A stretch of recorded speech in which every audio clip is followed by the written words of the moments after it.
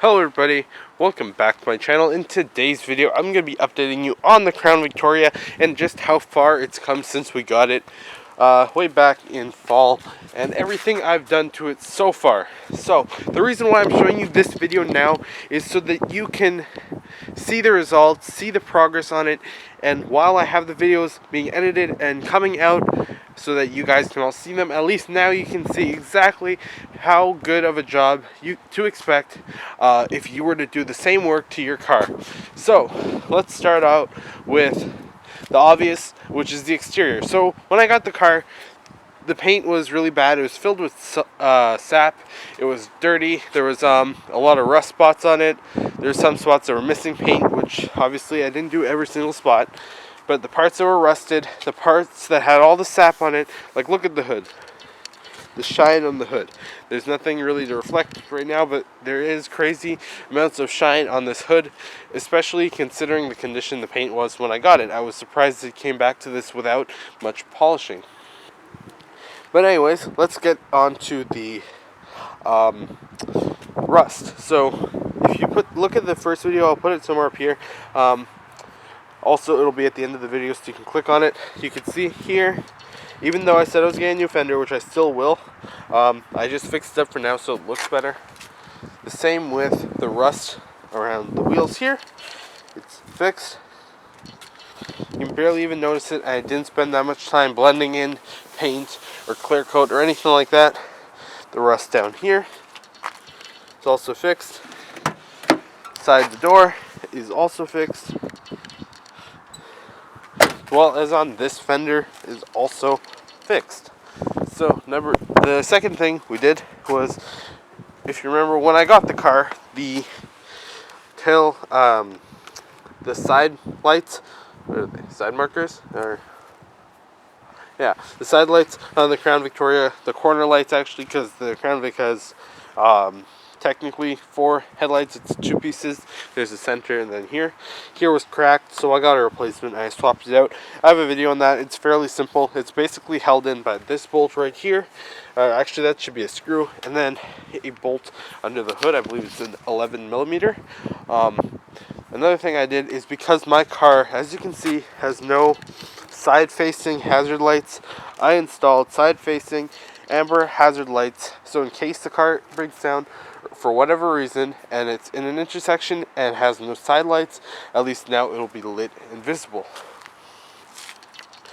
This will also help if there was perhaps an accident or something like that where I may need to use the lights. Another thing we installed, I'll show you more from the inside, is the visor lights. So as you can see, we mount right there, pretty much where the visor is. That's why they're called visor lights. The window bars are in, and the rear traffic advisor, and that's actually the first thing I installed on this car in terms of wiring and lights, was the rear traffic advisor. So a rear traffic advisor is an amber and white light bar. It's either amber and white or straight amber, or amber with a red and blue on each side, depending on what the police department wants, what the person wants, as well as green for firefighters out there. I know in Ontario they run green, in some places they run green and amber, so it depends on what it is. It's a directional light bar, so basically if you're broken down the side of the road, you can have it sweep left to right, right to left, in and out and stuff like that, or just strobe. So basically it's to direct traffic. That's why it's called a traffic advisor. I put the antenna here because, as you remember, it was just duct tape. That's a magnetic antenna for a range booster. I will be hooking that up as well.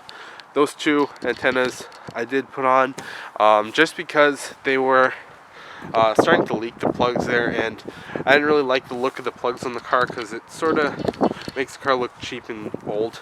So I installed those.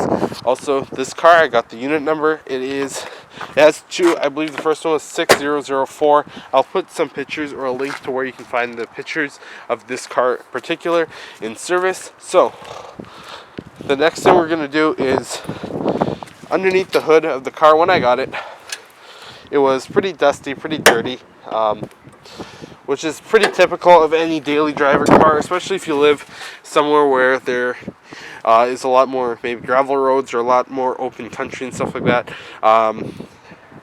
which is where this car came from. Of course, if you live in a big city, you probably won't have to ever worry about this. But as you can see, the engine is now incredibly clean. I have a video on that. Don't worry, I have wire looms there. I just took out those wires to finish something. And also, one thing I do have to grab is the plastic cover. That goes right here just to finish up the look and hide everything. You can see the air horn down there. Everything wired to the battery. You can see the fuses that I put in. So that's it for there. So now let's go inside the car. So we come inside and we see the seat. I did not get a chance to do that just because it's been so cold. I didn't want anything to freeze. You can't put water in something when it's like -5. You can see the floor is clean, and found my electrical, my spade connector that I dropped. But you can see the dash here, the trim. I'm going to be changing these out. I'm going to probably go with either a Marauder style. But I'm actually thinking more of going with the town car style, because I will be making this dash fully beige, or at least partially beige, to go with the door panels. Because in my opinion, it never made sense why Ford actually did this. I just don't like the look, in my opinion, because it's a beige dash. I mean a gray dash with beige door panels, as well as beige pillar trims. So I'll be doing that. I'll be installing spotlights after. I changed out the stereo to one to run my amplifier and my subwoofers, because the other ones didn't have the outputs for it, and I had the stereo in my old car. I installed all the switches here, so they all work. You can see that I'll turn on the rear traffic advisor.